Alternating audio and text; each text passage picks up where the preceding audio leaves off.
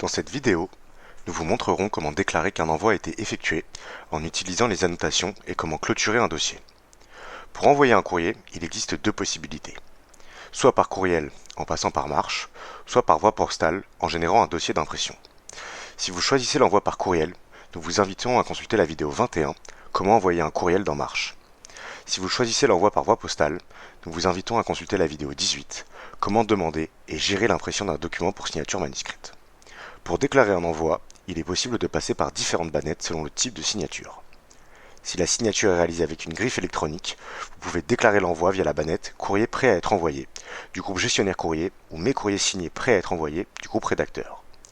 Si la signature est manuscrite, intégrée à e-paraffeur ou transmise par la préfecture, vous pourrez déclarer l'envoi via les bannettes Courrier prêt à être envoyé du groupe Gestionnaire courrier ou Mes courriers signés prêts à être envoyés du groupe Rédacteur, si et seulement si l'action désignée à la suite de la signature fut transmettre la réponse signée.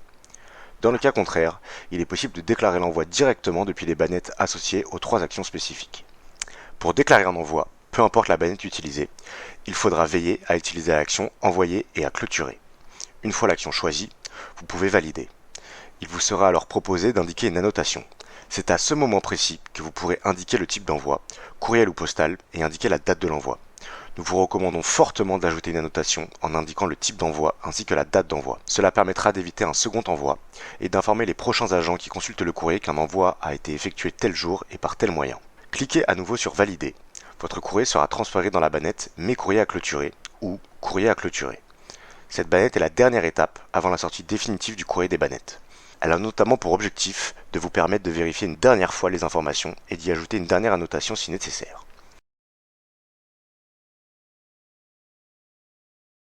Une fois le dernier contrôle effectué, sélectionnez l'action Clôturer un courrier puis Valider.